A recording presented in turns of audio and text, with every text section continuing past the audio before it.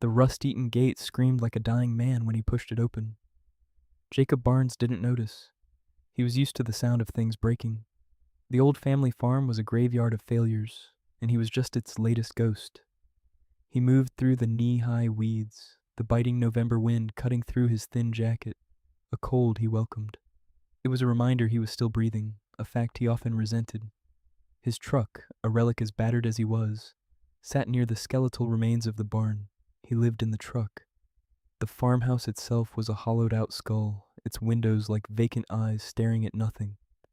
It held too many memories of a life before, a life with a different Jacob, one who smiled. This Jacob didn't smile. The left side of his face was a roadmap of surgical precision and explosive chaos, a permanent grimace carved by an IED in Helmand Province. The scars were a visible echo of the shrapnel still lodged deep in his soul. They'd sent him home from the Marine Raiders with a medal, a medical discharge, and a quiet "thank you for your service" that sounded like an eviction notice from the only world he'd ever known. He'd lost his team, his purpose, his identity.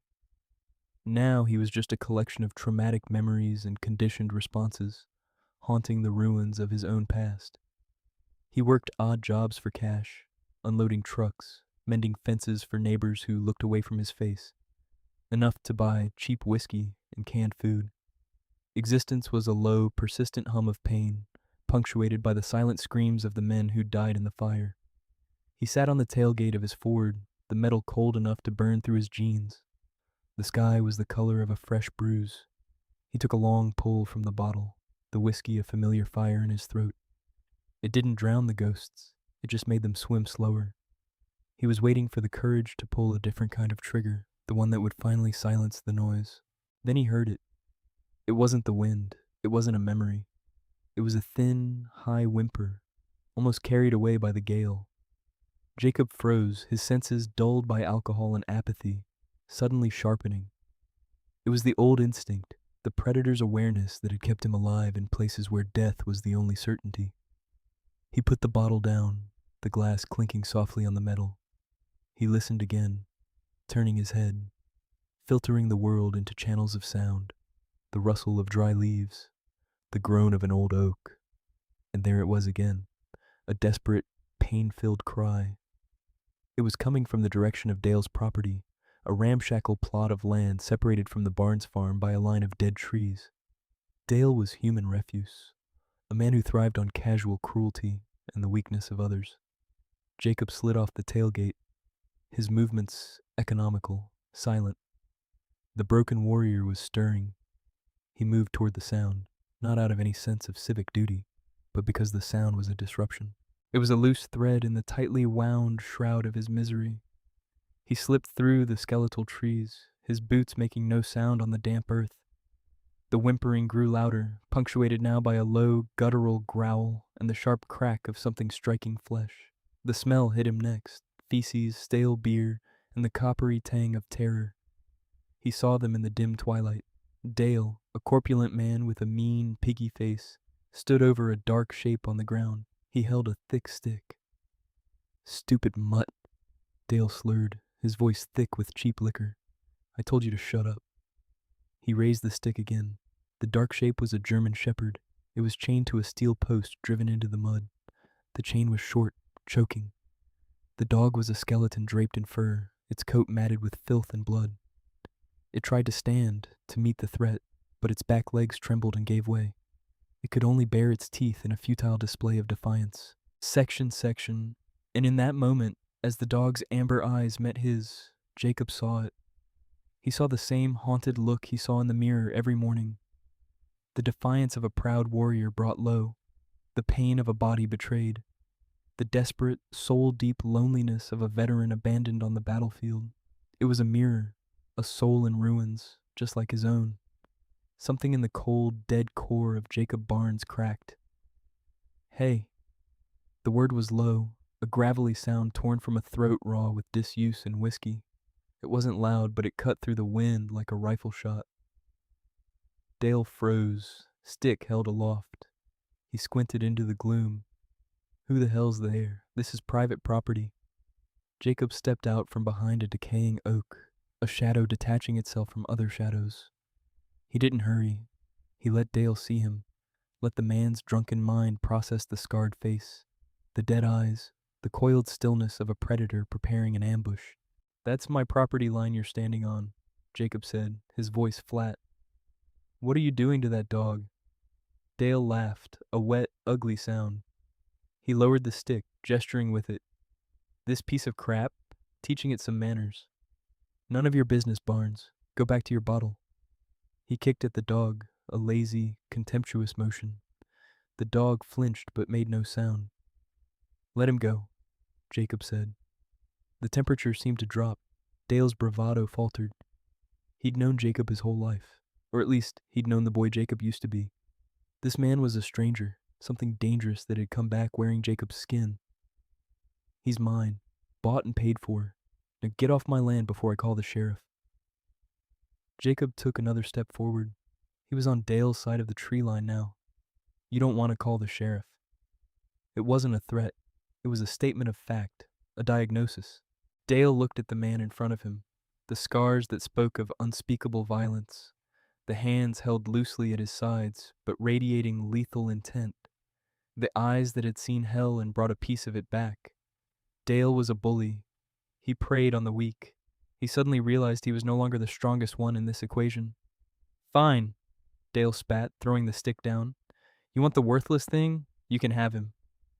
He was trying to save face, to frame it as a transaction, not a surrender. Jacob ignored him. He walked past the larger man and knelt in the mud beside the dog. The animal flinched away, a low growl rumbling in its chest. It expected another blow. The smell of infection was strong. "Easy," Jacob whispered, the word feeling foreign on his tongue. He held out a hand, palm down, and kept it still. He didn't look the dog in the eye, a sign of respect, a signal he was not a threat. He just waited. The wind howled. The seconds stretched into a silent eternity. Slowly, tentatively, the dog's nose twitched. It leaned forward an inch, then another. It sniffed his scarred knuckles, the scent of gunpowder, grief, and gasoline. Then a dry, chapped tongue flickered out and licked his hand once. Trust. An advance payment on a debt Jacob didn't know he could repay. He looked at the chain.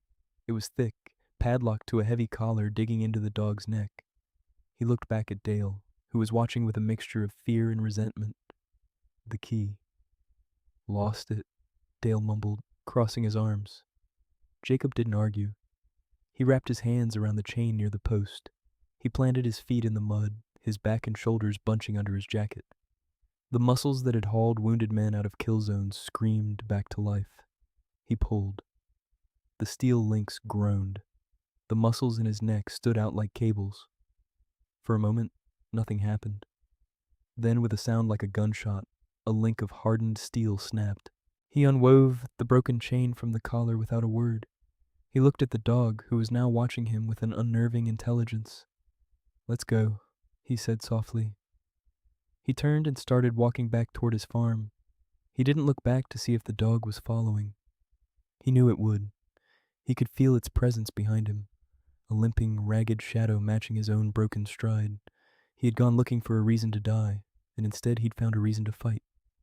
The dog, which he had silently named Kaiser, collapsed just as they reached the relative shelter of the barn. Jacob carefully scooped the animal up. It was shockingly light, a frame of bones held together by willpower. The dog let out a soft whine but didn't struggle. Jacob carried him into the shell of the farmhouse, a place he hadn't set foot in for months. He laid the dog on a pile of old drop cloths, the only soft surface in the derelict space. Using the weak beam of his phone's flashlight, he got his first good look at the damage. It was worse than he thought.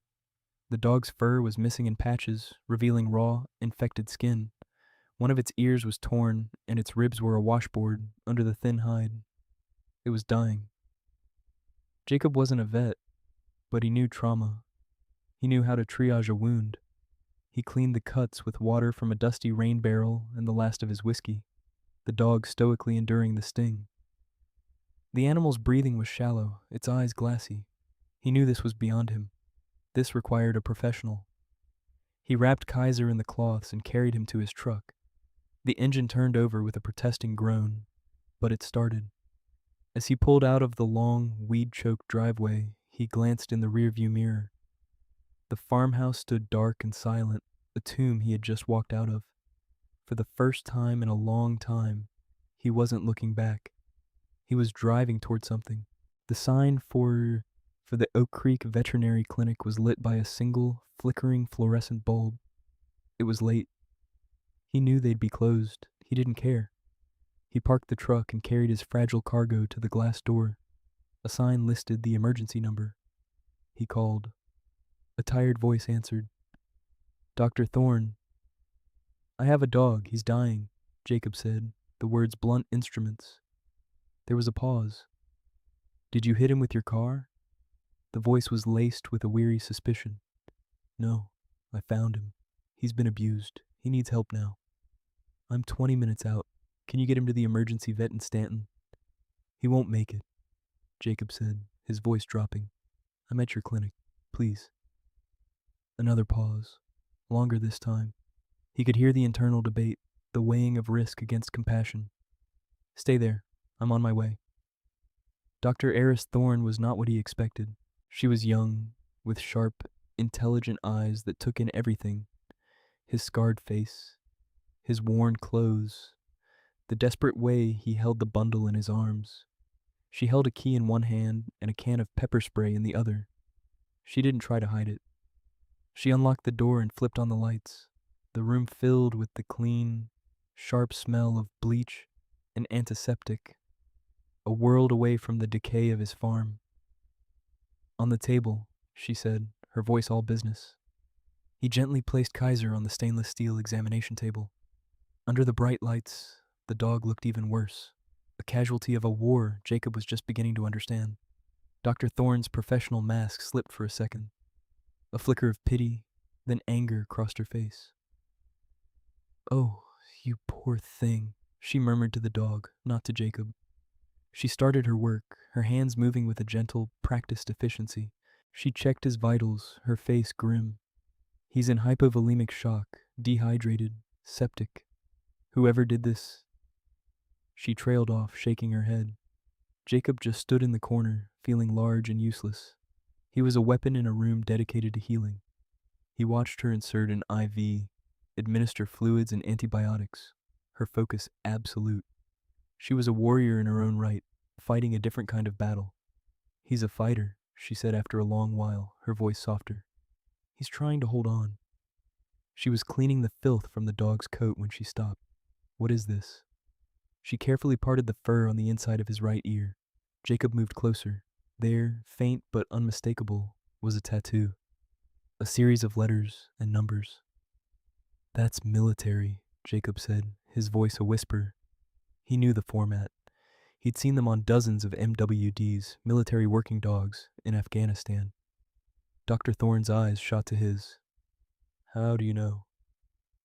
"I was a Marine," he said simply, offering no more. Her expression shifted again, the suspicion replaced by a dawning curiosity. She continued her work, her movements more thoughtful. "There's more," she said, running a scanner over the dog's back. The device beeped. "He's got a microchip, a high-end encrypted one. My scanner can barely read the prefix." She typed the prefix into her computer. She frowned, typed again, then her eyes widened. She stared at the screen, her mouth slightly agape. "What is it?" Jacob asked, stepping forward. She turned the monitor toward him. It was a Department of Defense database entry, a file she should not have been able to access. There was a photo of a proud, healthy German shepherd, the same animal now lying half dead on her table. MWDK 9-Kaiser. Handler, Sergeant Daniel Matthews. Status, KIA. Jacob's blood ran cold. He knew the name. Sergeant Matthews had been Army, part of a unit attached to their AO. He remembered hearing the chatter over the radio. A scout team hit by a sniper. One handler, one dog, both gone. It was just another Tuesday in a war that ate good men and loyal animals for breakfast. KIA, Jacob read aloud, the word tasting like ash. Killed in action, in Helmand, 2 years ago. He looked from the screen to the dog on the table. The dog that was supposed to be dead. The dog that was reported killed alongside a soldier Jacob had never met, but whose fate was now inextricably linked with his own. This wasn't just an abused dog. This was a ghost, a loose end. And Jacob knew, with the chilling certainty of a man who understood how the world really worked, that people did not like loose ends. How? Dr. Thorne whispered, looking at Jacob. How is he here? I don't know, Jacob said, his mind racing, piecing together the impossible. But someone lied, and whoever has been holding him all this time isn't going to be happy that he's gone. The thought had barely formed when the world outside the clinic exploded. The front glass window didn't just shatter, it vaporized. The sound of automatic gunfire, a sound Jacob knew as well as his own heartbeat, ripped through the quiet night. The clean, sterile air was instantly filled with the smell of cordite and shattered glass.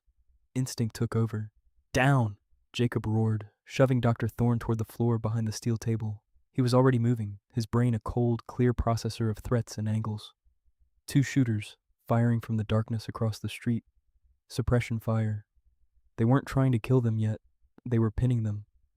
The lights in the clinic flickered and died, plunging them into a terrifying darkness, lit only by the strobing muzzle flashes from outside. They cut the power. Eris choked out from the floor, her voice tight with terror. Stay down. Don't move, Jacob commanded. His voice was different now. The broken man was gone. The Marsoc raider was back. He crawled on his belly, the floor slick with something he hoped was just spilled water. He moved toward the back of the clinic, his mind mapping the layout from his brief time in the room. Exam rooms, a supply closet, a rear exit. Another burst of gunfire stitched a line of holes across the wall where his head had been seconds before. They had night vision. He was blind. A fatal disadvantage. He needed an equalizer. His hand brushed against something metallic on the floor, Dr. Thorne's discarded pepper spray. Not a weapon, but a tool. He grabbed it. He kept crawling, his senses on fire. He could hear them now, the crunch of boots on broken glass. They were coming in. He reached the doorway to the back rooms. He pressed himself flat against the wall, controlling his breathing, slowing his heart. A shadow appeared in the doorway, a silhouette against the flashes outside, a rifle held at the ready. Predator. Jacob waited. He let the man take one more step, then he struck out like a viper. He drove his shoulder into the man's knee, shattering the joint with a wet, popping sound. The man screamed, a high, surprised noise that was cut short as Jacob drove the heel of his palm up into his nose, driving cartilage into brain. The man went down, a dead weight. Jacob stripped the rifle from the corpse, his hands finding the familiar contours of the weapon in the dark. An M4 carbine, professional gear.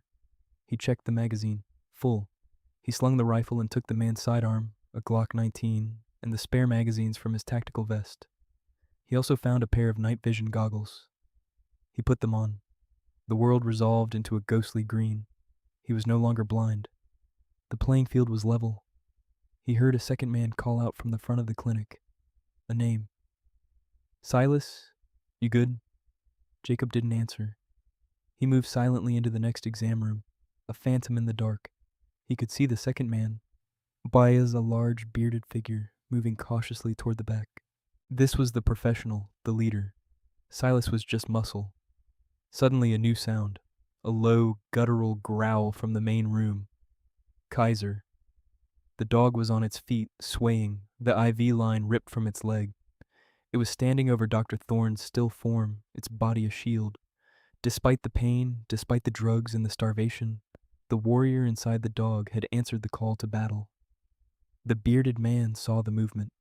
He raised his rifle, the laser sight a tiny red star dancing on Kaiser's chest. No, Jacob screamed in his mind, but he was too far away. But then, something miraculous happened. As the man focused on the dog, he turned his back for a fraction of a second toward the front of the clinic. From the floor, Eris Thorne, who had been playing possum with the terror-fueled brilliance of a cornered animal, lunged. She grabbed a heavy-duty stainless steel water bowl and swung it with all her might at the back of the man's head. It wasn't a killing blow, but it was enough. The man staggered, his rifle wavering, and in that instant of distraction, Kaiser lunged. It wasn't the desperate snap of a cornered stray. It was a trained, targeted attack. Kaiser didn't go for the throat. He went for the weapon arm, his jaws clamping down with the last of his strength, his body a dead weight pulling the rifle down. The man roared in pain and surprise. It was the opening Jacob needed. He stepped out of the exam room, raised his rifle, and put 2 rounds, perfectly placed, into the man's center mass. The sound was deafening in the enclosed space. The man collapsed, his finger spasming on the trigger, sending a final, useless burst of rounds into the ceiling. Silence descended, broken only by the frantic panting of the dog and the sound of Eris sobbing in the dark. Jacob moved forward, rifle at the ready, scanning the darkness. He checked the 2 men, both dead. He kicked their weapons away. "It's over," he said, his voice rough. He went to Aris, who was huddled on the floor. "Are you hit?" She shook her head, unable to speak, pointing a trembling finger at the dog. Kaiser had collapsed again. A dark pool was spreading on the floor beneath him. In the chaos, one of the stray rounds from the second man's rifle had struck him. "No," Jacob breathed, rushing to his side. "No, no, no." He knelt, putting pressure on the wound, his hands instantly slick with warm blood. The dog looked up at him, its amber eyes filled with a weary trust. It licked his hand once more, a faint, weak gesture. "Don't you quit on me, soldier," Jacob whispered, his voice cracking. "You hear me? You do not have permission to die." The distant sound of sirens began to cut through the night. Cops. They would have questions he couldn't answer, see things he couldn't explain. He was a discharged Marine with 2 dead bodies and a stolen rifle. He was finished. He'd pulled out his phone. He had one call, one lifeline to the world he'd left behind. He scrolled to a number he hadn't dialed in 3 years. Colonel Evans. The phone was answered on the first ring. "Barnes, I'd say it's good to hear from you, but I know you only call when the world is on fire. What's your 20? "Oak Creek Vet Clinic, just off Highway 3, Jacob said, his voice strained. "Contact. 2 hostiles down, KIA. I have a friendly civilian and a compromised asset. Sir, I need a ghost." Ghost was code. It meant a situation that needed to be erased. It meant bring everything. There was a pause on the line, then Evan's voice, hard as iron. "Sit tight, son. The cavalry is coming." But Jacob knew the local police would be there long before any military support. He looked at Kaiser, bleeding out on the floor. He looked at Eris, shaking with shock. He looked at the bodies of the men who had come to reclaim their stolen property. The sirens were getting closer. He had seconds to make a choice. Run, and be a fugitive for the rest of his life. Or stay, and face the consequences. He looked down at Kaiser, whose breathing was becoming dangerously shallow. He wasn't leaving his man behind. Not again. The first police car screeched to a halt outside. Lights painted the shattered clinic in strobing flashes of red and blue. "This is the police. Come out with your hands up," a voice boomed over a loudspeaker. Jacob laid the rifle on the floor. He stood up slowly and walked toward the shattered front of the clinic, his hands raised, stepping into the blinding glare of the headlights. He was immediately swarmed, thrown to the ground, his face pressed against the cold, wet asphalt littered with glass. A knee was pressed into his back, his arms wrenched behind him, and cold steel clicked around his wrists. "I've got 2 dead inside," an officer yelled. "And a woman. Get EMS in here now." Through the chaos, Jacob could only think of the dog. He tried to turn his head. "There's a dog. He's wounded." "Shut up." The cop holding him down grunted. It was happening all over again. He was powerless, a prisoner of a system that didn't understand the war he was fighting. The despair he'd held at bay threatened to swallow him whole. Then a new sound cut through the cacophony of sirens and shouting. A deep, rhythmic thumping that vibrated in his chest. It grew louder, a monstrous heartbeat in the sky. All heads turned upward. 2 black helicopters, unmarked, devoid of any insignia, swooped in from the darkness. their searchlights cutting cones of brilliant white through the night. They weren't police. They were something else entirely. One of the helicopters landed in the field across the street with a hurricane of rotor wash. The ramp dropped, and a team of soldiers in black tactical gear poured out, moving with a fluid, terrifying efficiency. They formed a perimeter, not around the clinic, but around the entire police scene. A tall, gray-haired man in a flight suit strode out of the helicopter and walked toward the police cordon, his face a mask of grim authority. It was Colonel Evans. He walked right up to the police chief, who was sputtering in protest. "This is my crime scene." Colonel Evans didn't even break stride. He handed the chief a file. "No, it's not. This is a matter of national security. My men will take it from here." "Release him," he said, pointing a finger directly at Jacob. The cop holding Jacob down looked at his chief, who, after a stunned moment, gave a reluctant nod. The knee came off his back. The cuffs were unlocked. Jacob pushed himself to his feet, wincing. Evans met him halfway, clapping a hand on his shoulder. "You look like hell, Barnes." "You should see the other guys," Jacob rasped. "I will," Evans said grimly. "My forensics team is already on its way. They'll scrub this place so clean it'll look like a gas leak." He looked past Jacob into the clinic. "The asset?" "He's hit bad, Colonel. He needs a real medic." As if on cue, a military medic with a full trauma pack ran past them into the clinic. Evans guided Jacob toward the helicopter. "Let's get you and the civilian out of here. We'll debrief on the way." "Dr. Thorne," Jacob said.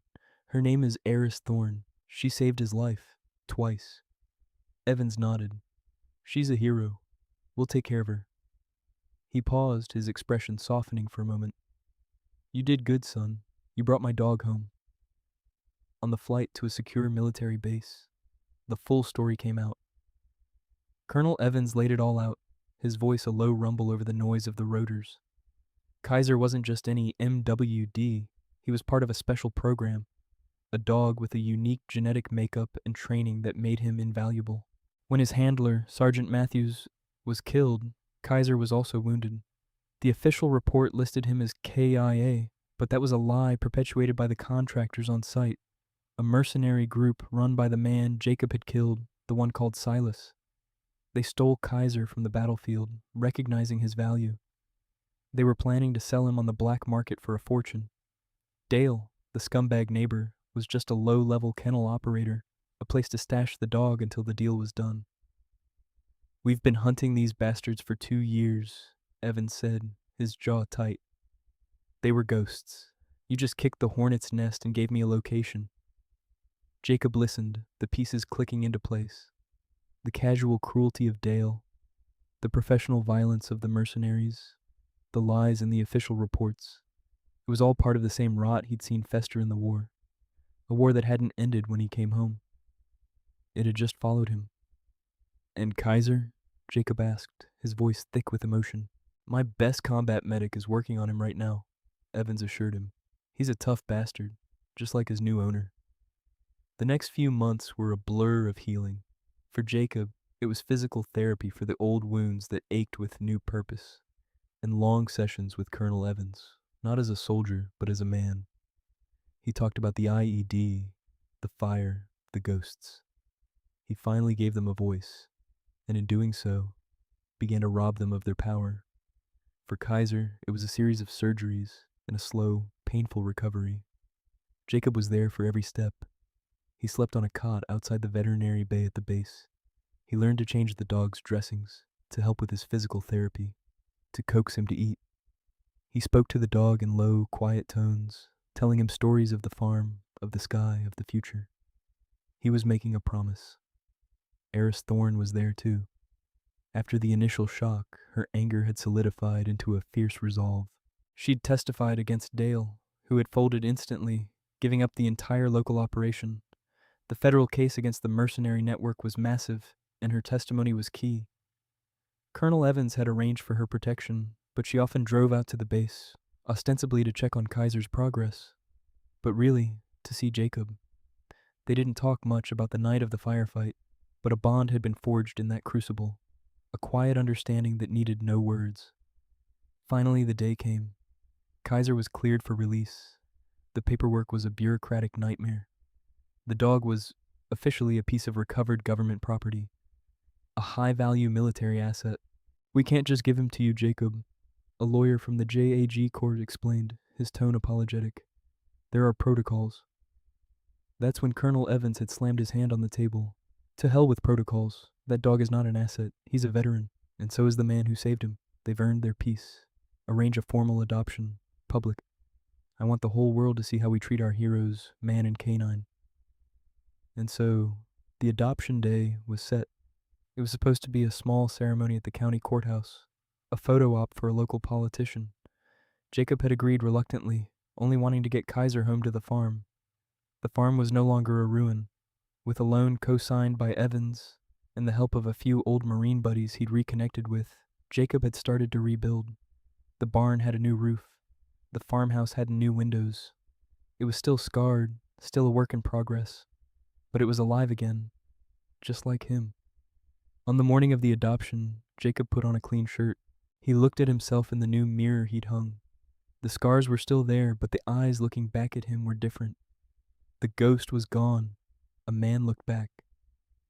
Kaiser sat at his feet, his coat thick and lustrous, his amber eyes bright and intelligent. A faint scar was visible on his side, a matching mark to Jacob's own. He nudged Jacob's hand with his nose. When they arrived at the courthouse, Jacob knew something was wrong. The streets were blocked off. The entire town square was filled with people, hundreds of them. He saw his Marine buddies standing in a tight, proud formation. He saw Dr. Eris Thorne, her smile brighter than the morning sun. He saw local farmers, shopkeepers, people he'd done odd jobs for who had once averted their eyes. Today, they were all looking right at him, and they were smiling. An entire honor guard of veterans from the local VFW stood at attention, their flags snapping in the breeze. At the top of the courthouse steps stood Colonel Evans in his full dress uniform. Jacob froze, overwhelmed.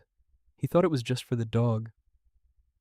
Colonel Evans stepped forward and his voice boomed across the silent square. They say that when a soldier comes home from war, they leave a piece of their soul on the battlefield. Today we are here to witness a soul being made whole. He gestured to Jacob and Kaiser. This dog, Kaiser, a hero of the war in Afghanistan, was lost. But one of our own, former Marine raider Jacob Barnes, found him. He brought him back from the brink. He fought for him. He saved him. The crowd erupted in applause, a wave of sound that washed over Jacob. This was supposed to be an adoption day for a dog, the colonel continued, his voice thick with emotion. But we're not just giving a dog a home. We're welcoming a hero home, a hero who never got the parade he deserved, a hero who came back to silence and shadows, and who, by saving another broken warrior, finally found a way to save himself. He turned to Jacob, his eyes shining. Jacob Barnes, welcome home. The applause was deafening. Jacob looked out at the sea of faces, at the entire county that had shown up. He looked at Eris, who had tears streaming down her face. He looked at his brothers in arms, who gave him a sharp, unified salute. He felt a hand on his leg and looked down. Kaiser was looking up at him, his tail wagging slowly, and for the first time in years, a real, genuine smile touched Jacob Barnes' scarred face. He knelt, wrapped his arms around his dog's neck, and buried his face in his fur. He wasn't a ghost anymore. He was home. He was finally home. He was